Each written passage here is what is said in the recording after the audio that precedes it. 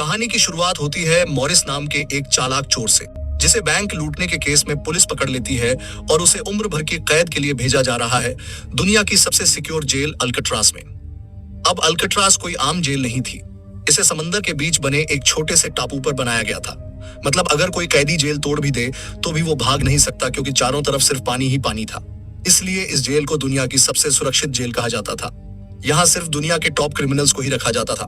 लेकिन अब इस जेल का नाम मिट्टी में मिलने वाला था, क्योंकि इसमें एंट्री हो चुकी थी फ्रैंक मॉरिस की, एक ऐसा शातिर चोर जो पहले भी कई बार जेल तोड़कर भाग चुका था। लेकिन इस बार मॉरिस के लिए मामला थोड़ा अलग था, क्योंकि ये जेल बाकी सबसे कहीं ज्यादा सिक्योर थी। फिर भी मॉरिस ने ठान लिया था वो यहाँ अपनी पूरी जिंदगी नहीं बिताएगा, किसी भी तरह उसे यहाँ से भागना ही होगा। जेल में एंटर होते ही गार्ड उसकी पूरी बॉडी की चेकिंग करता है और उसे एक सेल में बंद कर देता है। गार्ड मुस्कुराकर कहता है, वेलकम टू अल्काट्राज। और यहीं से असली कहानी शुरू होती है। अचानक एक बेल बजती है और सारे सेल्स के गेट अपने आप खुल जाते हैं। अफसर कैदियों को बाहर बुलाते हैं। यहाँ का डिसिप्लिन बहुत सख्त है। हर कैदी को साफ सफाई रखनी होती है और टाइम पर सेल में वापस जाना होता है। सब एक जैसे यूनिफॉर्म में लाइन लगाकर ब्रेकफास्ट करने पहुंचते हैं। मॉरिस के सामने बैठा होता है लिटमस नाम का एक कैदी। मॉरिस कहता है, मुझे तो कांटा ही नहीं मिला, अब मैं नूडल्स कैसे खाऊं? लिटमस हंसकर कहता है, अबे ये तेरा घर नहीं है, जो मिला है चुपचाप खा ले। तभी वहां आता है वुल्फ, एक खतरनाक कैदी जिससे जेल के सारे कैदी परेशान रहते हैं। वो सब पर अपनी मनमानी चलाता है और उस पर कई गंदे केस भी चल रहे हैं। इस जेल में वैसे भी एक से बढ़कर एक खतरनाक कैदी भरे पड़े थे। लिटमस थोड़ा खाना मांगता है। मॉरिस बिना कुछ कहे अपनी प्लेट उसे दे देता है। लेकिन जब मॉरिस टेबल के नीचे झांक कर देखता है तो उसे पता चलता है कि लिटमस खुद नहीं खा रहा, बल्कि वो खाना एक चूहे को खिला रहा है। रात को एक गार्ड आता है और मॉरिस को लेकर वार्डन के ऑफिस में जाता है। वार्डन कहता है, मुझे पता है तुम बहुत शार्प और इंटेलिजेंट हो, लेकिन यहाँ उसका कोई फायदा नहीं। तुमसे पहले भी कई चालाक लोग आए और गए, पर यहाँ से कोई नहीं बच पाया। वो आगे कहता है, यहाँ के रूल्स बहुत सख्त हैं। 2 महीने में सिर्फ एक बार कोई तुमसे मिलने आ सकता है, वो भी तब जब मेरा मूड अच्छा हो। और अगर यहाँ से भागने का सोच भी लिया तो तुम्हारे टुकड़े टुकड़े कर दिए जाएंगे। मॉरिस हल्की मुस्कान के साथ कहता है, नहीं सर, आपके रहते यहाँ से कौन भाग सकता है? लेकिन असल में उसी वक्त उसके दिमाग में भागने की प्लानिंग शुरू हो चुकी थी। वो मौका देखकर वार्डन की टेबल से एक छोटा सा नेल कटर चुरा लेता है। भले ही वो चीज छोटी थी, पर मॉरिस जानता था अल्काट्राज जैसी जेल में इस छोटे से टूल से भी बहुत बड़ा काम लिया जा सकता है। वापस सेल में आकर वो नेल कटर को अपनी बाइबल में छुपा देता है। अगले दिन बाथरूम में वुल्फ फिर उसे परेशान करने लगता है, लेकिन इस बार मॉरिस उसे छोड़ने वाला नहीं था। वो पलटकर वुल्फ की जमकर धुलाई करता है। इस घटना के बाद मॉरिस का रुतबा पूरे जेल में बढ़ जाता है। अब हर कोई उससे डरने लगा था। इसके बाद मॉरिस को लाइब्रेरी में काम करने का मौका मिलता है। वहीं उसकी मुलाकात होती है इंग्लिश नाम के एक सीनियर कैदी से। इंग्लिश भी 2 लोगों के कत्ल के केस में उम्र कैद की सजा काट रहा था। इंग्लिश इस जेल का सबसे सीनियर कैदी था। उसने अपनी आधी जिंदगी यहीं गुजार दी थी। उसे इस जेल के चप्पे चप्पे की खबर थी। यहाँ तक कि आज सुबह मॉरिस और वुल्फ की लड़ाई भी उसे पता थी। वो मॉरिस को कुछ किताबें देता है जिन्हें उसे हर कैदी के सेल तक पहुंचाना होता है। अगले सीन में खुले मैदान का शॉट दिखता है, जहां कुछ कैदी गेम खेल रहे होते हैं। वहीं मॉरिस की मुलाकात होती है डॉक नाम के एक बूढ़े आर्टिस्ट से, जो खुद की पेंटिंग बना रहा होता है। डॉक एकदम सीधा सादा और शांत स्वभाव का इंसान था। कई सालों से यहाँ कैद काट रहा था। उसे पेंटिंग करने का शौक था और अपना ज्यादातर वक्त वो ब्रश और रंगों में बिताता था। डॉक कहता है, अल्काट्राज जैसी जेल में कोई भी आदमी पागल हो सकता है, पर मेरी पेंटिंग ही है जो अब तक मेरे दिमाग को नॉर्मल रखे हुए है। मॉरिस पेंटिंग को देखकर पूछता है, इसमें ये फूल क्यों बना रखा है? तुम्हारी शर्ट में तो ऐसा कुछ नहीं। डॉक हल्की मुस्कान के साथ जवाब देता है, ये मेरी खुशी है जो सिर्फ इस पेंटिंग में है, मेरे मन में नहीं। मॉरिस थोड़ी देर उसे देखता है, फिर अपने दाएं तरफ ऊपर देखता है जहां उसे इंग्लिश दिखाई देता है।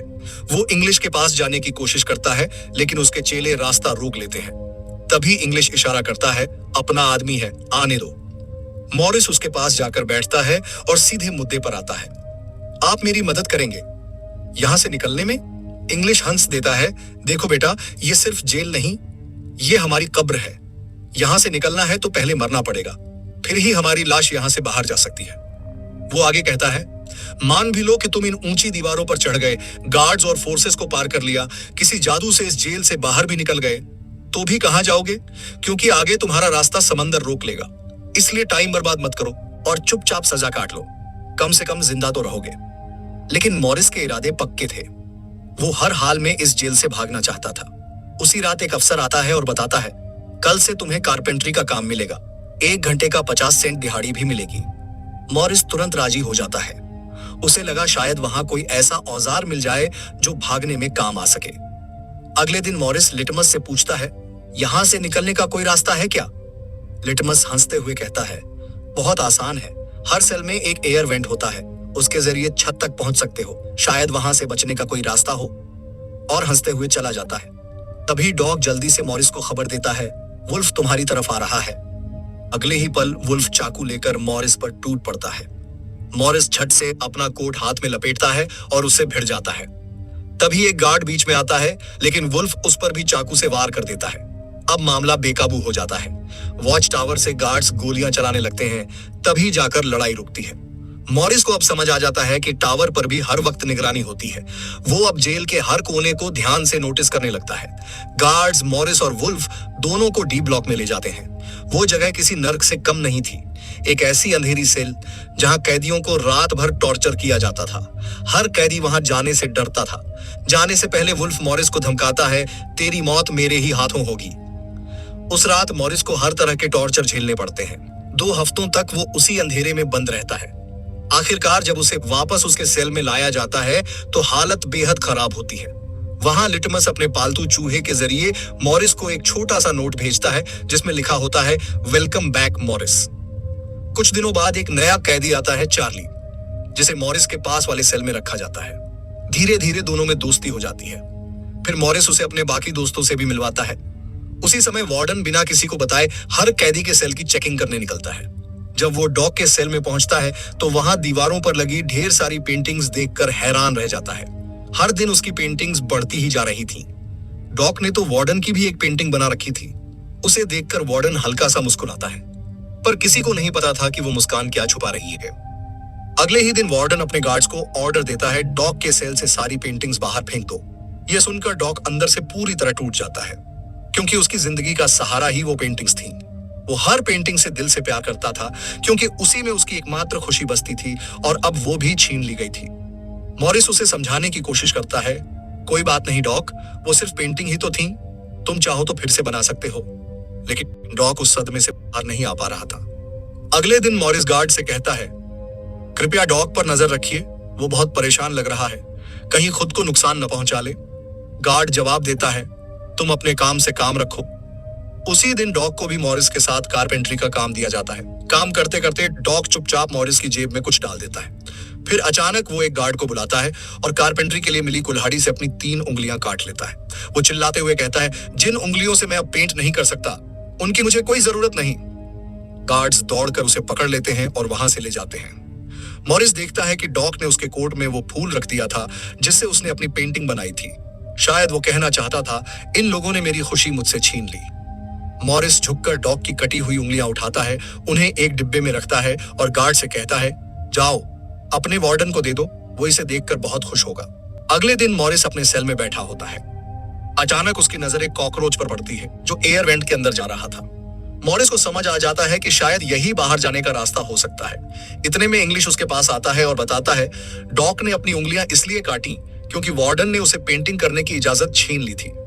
यह सुनकर मॉरिस का खून खौल उठता है। अगले दिन डाइनिंग हॉल में वार्डन मॉरिस से पूछता है, तुम उस डॉग का इतना साथ क्यों दे रहे हो? मॉरिस शांत स्वर में जवाब देता है, ऐसा कुछ नहीं है, और फिर जाकर अपनी टेबल पर बैठ जाता है। वहां उसकी मुलाकात होती है जॉन और क्लेरेंस नाम के 2 भाइयों से। लेकिन मॉरिस उनसे ऐसे बात करता है जैसे उन्हें पहले से जानता हो। दरअसल जॉन और क्लेरेंस किसी और जेल में मॉरिस के गैंग के ही मेंबर थे। अब जब ये तीनों एक साथ थे तो जॉन को भी लगने लगा कि यहां से भागना शायद मुमकिन है, क्योंकि ये तीनों ही दिमाग के तेज खिलाड़ी थे। उधर दोपहर को चार्ली की गर्लफ्रेंड उससे मिलने आती है, वहीं दूसरी तरफ इंग्लिश की बेटी उससे मिलने आई होती है। बेटी को देखकर इंग्लिश की आंखें नम हो जाती हैं। वो सोचता है उसकी बच्ची अब बड़ी हो गई है और उसने उसका बचपन कभी देखा ही नहीं। चार्ली की वाइफ उसे बताती है, तुम्हारी माँ बहुत बीमार है, डॉक्टर कहते हैं शायद कुछ ही महीने बचे हैं। यह सुनकर चार्ली भी अंदर से टूट जाता है। अब वो भी इस जेल से भागना चाहता है।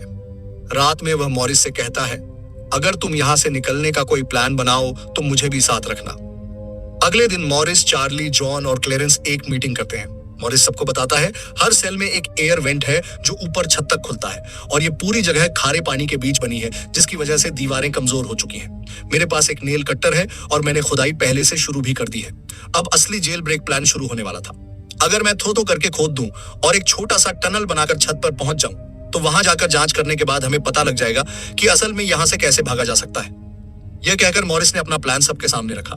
जॉन झिझक कर पूछता है, रात में अगर गार्ड्स को पता चल गया कि तुम अपने सेल में नहीं हो तो शक नहीं उठेगा? तभी क्लेरेंस हंसकर बोलता है, इसका इंतजाम मेरे पास है। वो आगे बताता है, यहाँ मेरे पहचान का एक बार्बर मिलता है जो कैदियों के बाल काटता है। वह हमें बाल दे देगा। हम उन बालों से एक डमी हेड बनाकर बेड पर लिटा देंगे। जब हम सुरंग से ऊपर छत तक निकल आएंगे तो गार्ड्स को शक नहीं होगा क्योंकि हमारे बेड पर नकली सिर पड़े होंगे। सब धीरे धीरे सहमति में सिर हिलाते हैं, पर असली दिक्कत अभी भी थी, समुंदर पार कैसे करेंगे। मॉरिस जॉन की तरफ देखता है, तुम क्लोजिंग डिपार्टमेंट में काम करते हो ना, वहां पुलिस अफसरों के बनाए रेनकोट्स मिलते हैं। अगर तुम कुछ रेनकोट चुरा कर दे सको तो हम उन्हें जोड़कर ट्यूब बोट और लाइफ जैकेट जैसा कुछ बना सकते हैं। शायद उससे समंदर पार हो सके। चार्ली आगे बढ़कर कहता है, भाई मुझे भी कोई काम दो, मैं भी साथ देना चाहता हूं। मॉरिस मुस्कुराया और बोला, ठीक है, जब मैं वेंट की जाली खोदूंगा तो तुम पहरा देना ताकि कोई गार्ड पास से ना गुजर जाए, और जब तुम खोदोगे तो मैं पहरा दूंगा। योजना सबको पसंद आई और उसी रात काम शुरू हुआ। पर नेल कटर बहुत छोटा था। दीवार खोदने में मॉरिस को बहुत मेहनत करनी पड़ रही थी। उसके हाथों में चोटें भी आईं, लेकिन वह धीरे धीरे होल खोदते गया। अगले दिन खाने की मेज पर मॉरिस ने कहा, मुझे खुदाई के लिए बड़ा औजार चाहिए, नेल कटर से काम बहुत मुश्किल हो रहा है। तभी उसके दिमाग में एक आइडिया आया। उसने चम्मच को जानबूझकर अपने जूते पर रगड़कर गंदा कर दिया। फिर गार्ड को बुलाकर कहा, यह चम्मच गंदा है, मुझे दूसरा दे दीजिए। बाकी कैदियों ने भी चम्मच बदलने की रिक्वेस्ट कर दी। गार्ड्स को कुछ अजीब नहीं लगा और उन्होंने छूट दे दी। जॉन ने टेबल पर बैठे गार्ड को बातों में उलझा रखा और मॉरिस ने चुपके से 2 चम्मच उठाकर एक चम्मच अपनी जेब में छुपा लिया। फिर सीधे अपने सेल चला गया। रात को इंग्लिश जब मॉरिस को किताब देने आया तो मॉरिस ने पूछा, यहाँ वेल्डिंग का कोई इक्विपमेंट मिलेगा क्या? इंग्लिश ने गंभीर होकर कहा, मैंने कहा था यह सब बेकार हो सकता है, पर अगर तुम जिद्दी हो तो करो कोशिश। मैंने खुद कभी भागने का ख्याल नहीं रखा, पर तुम अपनी हिम्मत दिखाओ। मॉरिस को इंग्लिश की चेतावनी का असर नहीं हुआ। उसने लिटमस से माचिस की डिमांड की और कहा, अगर आप मेरी मदद करोगे तो मैं हर रोज तुम्हारे चूहे को अपने हिस्से का खाना दूंगा। लिटमस चूहे से बहुत लगाव रखता था, इसलिए उसने खुशी खुशी डील मान ली। उसी रात लिटमस माचिस पास कर देता है। मॉरिस ने नेल कटर के एक हैंडल को निकालकर एक छोटा सा बेलचा बनाया, फिर चम्मच तोड़कर नेल कटर की हैंडल से जोड़ दिया। माचिस की आग से दोनों जोड़ कर उसने उन्हें अच्छी तरह वेल्ड कर लिया और बन गया एक नुकीला औजार। उनके पास अब सही टूल आ गया था। मॉरिस ने वेंट के चारों ओर खुदाई शुरू कर दी। चार्ली पहरे पर था। अगर कोई गार्ड निकट आता तो उसने सीटी बजाकर मॉरिस को सिग्नल देना था, और यूं उनके छोटे छोटे कदमों से वो सुरंग की ओर बढ़ने लगे, एक एक पल उजाले में देखते हुए, एक एक सांस संभालते हुए। पहरा देते देते चार्ली की आंख लग जाती है और तभी वहां एक गार्ड आ जाता है। लेकिन किस्मत अच्छी थी, ठीक उसी वक्त इंग्लिश आकर उस गार्ड का ध्यान भटका देता है। इंग्लिश की बातें सुनते सुनते चार्ली की आंख खुल तो जाती है, लेकिन टेंशन में वो सीटी नहीं बजा पाता, बस गलती से कोई चीज गिरा देता है। मॉरिस समझ जाता है कि कोई आया है। वो फौरन वेंट को कवर करके अपने बेड पर लेट जाता है। गार्ड अंदर आता है और कहता है, यहाँ कुछ जलने की बदबू क्यों आ रही है? मॉरिस तुरंत जवाब देता है, सर, आपके रहते कोई स्मोक करने की हिम्मत करेगा? मुझे तो कुछ नहीं आ रही। गार्ड हंसकर कहता है, अच्छा है, कोई तो है जो मेरी कदर करता है, और वहां से चला जाता है। गार्ड के जाते ही मॉरिस फिर से काम शुरू कर देता है। वह वेंट के चारों ओर से कंक्रीट निकाल देता है, लेकिन उसे पता चलता है कि जाली के साथ स्क्रू भी लगे हुए हैं, जिन्हें काटने के लिए और भी नुकीले औजार की जरूरत होगी। अब वह जब भी बाहर जाता, ग्रिल से निकली हुई सीमेंट को चुपके से गिरा देता ताकि किसी को शक न हो। अगले दिन कारपेंटर का काम करते हुए उसे एक मेटल का टुकड़ा मिलता है जो चाकू की तरह तेज होता है। चार्ली पूछता है, पर इसे मेटल डिटेक्टर से बचाकर बाहर कैसे ले जाओगे? मॉरिस मुस्कुराता है, वो मैं देख लूंगा। जैसे ही वह बाहर निकलता है, दरवाजे पर मेटल डिटेक्टर बज उठता है। गार्ड तुरंत पूछता है, यह क्या है तुम्हारे पास? मॉरिस कहता है, सर, यह तो मैंने कपड़े टांगने के लिए उठाया था। गार्ड उसे घूरते हुए कहता है, ज्यादा चालाक मत बनो, ये मुझे दे दो। गार्ड वो मेटल छीन लेता है और मॉरिस को पूरी तरह चेक करने के बाद जाने देता है। लेकिन हमारा हीरो तो हीरो है, असल में उसने 2 मेटल चुराए थे। एक हाथ में लाया था, दूसरा उसने अपने जूते में छुपा लिया था।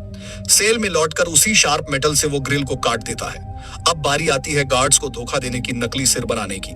चार्ली गार्ड से पेंट मंगवाता है और कहता है, सर मुझे आर्ट बनाने का शौक है।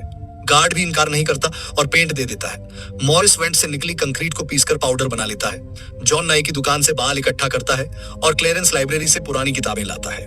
जब सब सामान जुट जाता है, मॉरिस पानी और पुराने मैगजीन का इस्तेमाल करके नकली सिर तैयार करता है।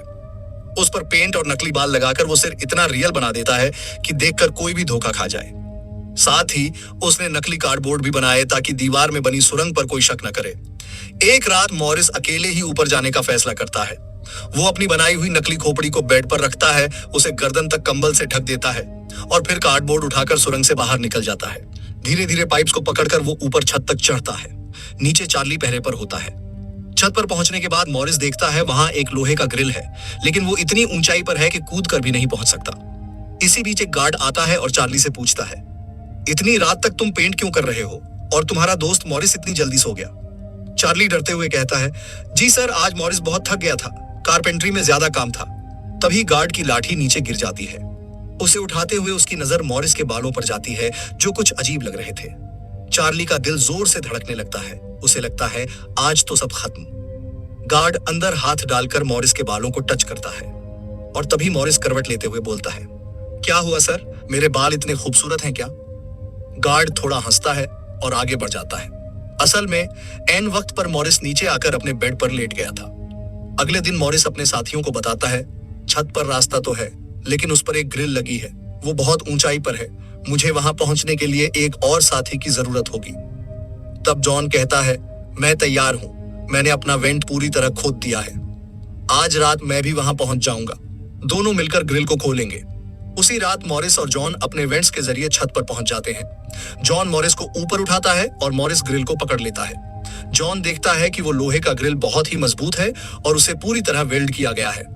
उसे निकालने का सिर्फ एक ही तरीका था, उसे ड्रिल मशीन से काटना।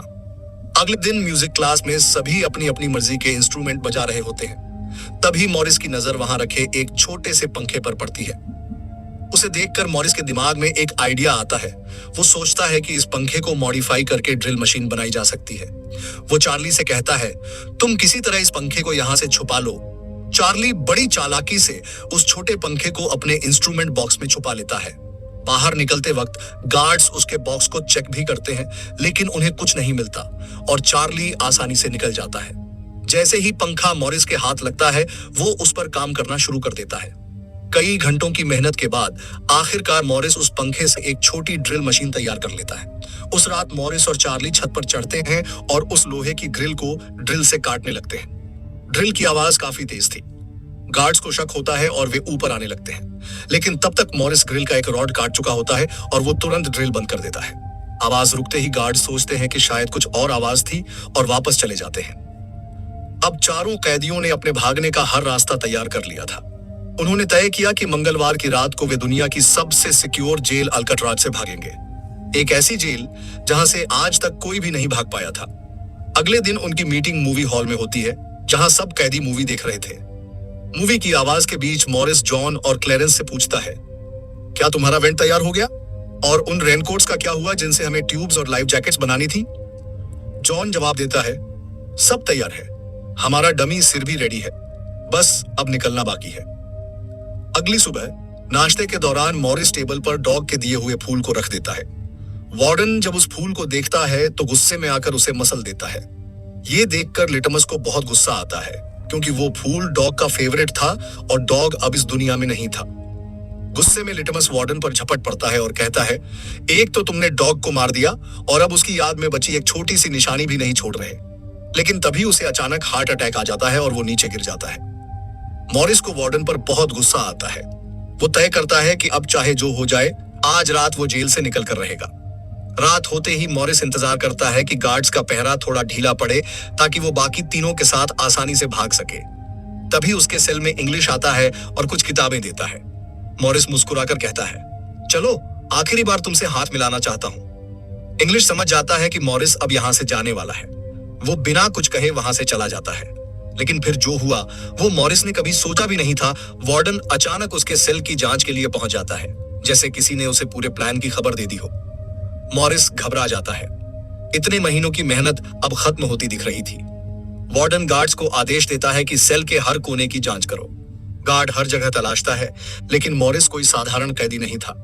उसने अपना प्लान इतनी चालाकी और सफाई से बनाया था कि वार्डन तो क्या, उसका दादा भी उसे पकड़ नहीं सकता था। गार्ड ने जब वो सूटकेस हटाया जिसके पीछे मॉरिस ने भागने का रास्ता बनाया था, तो उसे वहां भी कुछ नहीं मिला, क्योंकि मॉरिस ने वहां एक नकली कार्डबोर्ड लगाकर दीवार जैसा बना दिया था।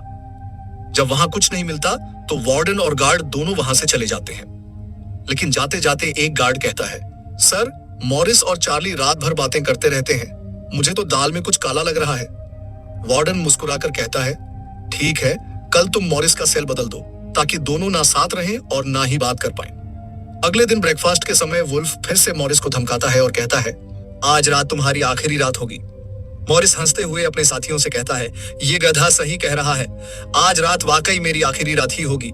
लेकिन दोपहर होते होते वुल्फ सच में मॉरिस पर चाकू से हमला करने जाता है। तभी इंग्लिश बीच में कूद पड़ता है और वुल्फ को पकड़ लेता है। असल में इंग्लिश भी दिल से मॉरिस की मदद करना चाहता था। वो चाहता था कि मॉरिस आजाद हो जाए, चाहे उसका प्लान कामयाब हो या ना हो। रात होते ही मॉरिस, जॉन, क्लेरेंस और चार्ली अपने अपने वेंट के रास्ते से निकलने की तैयारी करते हैं। प्लान के मुताबिक सबको ऊपर छत पर मिलना था। चार्ली भी शुरुआत में साथ चलने के लिए तैयार हो जाता है, लेकिन जैसे ही वो अपने सेल में लौटता है, डर और घबराहट उसे पकड़ लेती है। अकेले बैठकर वो सोचता है कि अगर पकड़ा गया तो क्या होगा, और फिर वो प्लान में शामिल ना होने का फैसला कर लेता है। उधर मॉरिस, जॉन और क्लेरेंस अपने अपने वेंट से निकलकर छत पर पहुंच जाते हैं। तीनों काफी देर तक चार्ली का इंतजार करते हैं, लेकिन जब काफी समय गुजर जाता है और चार्ली नहीं आता, तो वो तीनों उसे पीछे छोड़कर आगे बढ़ जाते हैं। इधर चार्ली अपने सेल में बैठा सोचता है, शायद मैंने अपनी जिंदगी का सबसे बड़ा मौका खो दिया। वो बेचैन हो उठता है और अचानक फैसला करता है कि अब चाहे देर हो गई हो, लेकिन वो भी भागेगा। वो जल्दी से अपने वेंट के रास्ते से निकलकर छत तक पहुंच जाता है, लेकिन अब बहुत देर हो चुकी थी। उसके साथ ही जा चुके थे और वो अकेला ऊपर के उस दरवाजे तक नहीं पहुंच पा रहा था। डर ने उसकी आजादी उससे छीन ली थी। उधर बाकी तीनों छत से पाइप पकड़कर नीचे जमीन तक उतर आते हैं। टॉवर में बैठे सिक्योरिटी गार्ड की नजरों से बचते हुए वो धीरे धीरे जेल की आखिरी दीवार तक पहुंच जाते हैं। तीनों बारी बारी उस फेंस की दीवार पर चढ़ते हैं और अल्काट्राज की सबसे बड़ी दीवार को पार करके जेल से बाहर निकल आते हैं। अब वो तीनों भागते हुए समंदर के किनारे पहुंचते हैं। वहां वो रेनकोट्स निकालते हैं और उनमें मुंह से हवा भरने लगते हैं। हवा भरने में काफी वक्त लग रहा था, लेकिन उनके पास और कोई रास्ता नहीं था। तीनों अपनी पूरी ताकत लगाकर आखिरकार रेनकोट से बनी उस ट्यूब बोट को फुला लेते हैं और उसे पानी में डाल देते हैं। और इस तरह वो तीनों अल्काट्राज की सबसे बड़ी हकीकत को झुठला देते हैं कि इस जेल से कोई नहीं भाग सकता। अगली सुबह एक गार्ड रोज की तरह हर सेल चेक कर रहा होता है। शुरुआत में सब कुछ नॉर्मल लगता है, लेकिन जब वो चार्ली के पास पहुंचता है तो चार्ली अपने सेल में भूत की तरह खड़ा होता है, आंखों में पछतावा लिए। दिल में खुद को कोसता हुआ कि काश कल रात थोड़ी सी हिम्मत जुटा ली होती। गार्ड पूछता है, अरे तुम्हारा दोस्त इतना देर तक क्यों सो रहा है? वो मॉरिस के सेल की तरफ बढ़ता है और आवाज लगाता है, मॉरिस उठो, लेकिन अंदर से कोई जवाब नहीं आता। गार्ड गुस्से में आकर सेल खोलता है और बिस्तर पर पड़े मॉरिस को बालों से पकड़कर उठाने की कोशिश करता है। जैसे ही वो सिर खींचता है वो नीचे गिर जाता है। गार्ड के पैरों तले जमीन खिसक जाती है, क्योंकि वो मॉरिस नहीं बल्कि उसका डमी हेड था। मॉरिस तो अब जेल से बाहर आजादी की हवा ले रहा था। पूरा अल्काट्राज सायरन की आवाजों से गूंज उठता है। हर जगह अफरा तफरी मच जाती है। वार्डन गुस्से में पूरे जेल की तलाशी लेता है, फिर समंदर में सर्च ऑपरेशन शुरू करवा देता है, लेकिन तीनों कहीं नहीं मिलते। वार्डन को अब भी यकीन नहीं होता कि वो सच में बच निकले हैं, मगर हकीकत ये थी, मॉरिस, जॉन और क्लेरेंस ने वो कर दिखाया जो इतिहास में कोई नहीं कर पाया था। वार्डन को लगता है कि जरूर वो तीनों समुद्र में डूबकर मर गए होंगे, लेकिन अंदर ही अंदर वो खुद भी जानता था कि वो तीनों बहुत ही मजबूत और होशियार थे। संभव है उन्होंने उस ठंडे समुद्र को पार कर आजादी की हवा में सांस ली हो। उधर हेडक्वार्टर में अफसर उस पर सवालों की बौछार कर रहे थे। जब वो तीनों भाग रहे थे तब तुम क्या कर रहे थे वार्डन? वार्डन के चेहरे पर टेंशन साफ झलक रही थी, लेकिन तभी उसकी नजर जमीन पर पड़ती है। वो डॉग का वही पसंदीदा फूल था जो कभी वार्डन ने खुद मसल दिया था। अब वही फूल यहाँ इस वक्त पड़ा था। मतलब साफ था मॉरिस ने वार्डन से अपने डॉग का बदला भी ले लिया था। तभी सर्च टीम का हेड आकर रिपोर्ट देता है, सर हमने पूरी तरह सर्च कर लिया, हर कोना हर किनारा सब छान मारा, लेकिन उनकी बॉडीज नहीं मिली। वार्डन को अब अपनी नौकरी और अपनी इज्जत दोनों की फिक्र थी। वो धीरे से कहता है, रिपोर्ट में लिखो, उन्होंने भागने की कोशिश की लेकिन समुंदर में डूबकर मर गए। लेकिन वार्डन की इस बात पर किसी को भी यकीन नहीं हुआ, क्योंकि जो लोग अल्काट्राज की दीवारें तोड़ सकते हैं उन्हें समुंदर की लहरें नहीं रोक सकती। और फिर मॉरिस वो नाम बन गया जीनियस का, वो इंसान जिसने दुनिया की सबसे सिक्योर जेल को चुनौती दी और जीत गया। इस घटना के सिर्फ 1 साल बाद अल्काट्राज जेल को हमेशा के लिए बंद कर दिया गया, क्योंकि अब किसी के पास इस बात की गारंटी नहीं थी कि यहां से कोई भाग नहीं सकता। और इसी सच्ची घटना पर बनी यह फिल्म यहीं खत्म होती है, लेकिन पीछे छोड़ जाती है एक ऐसा नाम जिसने अल्काट्राज की दीवारों पर अपनी आजादी की कहानी लिख दी।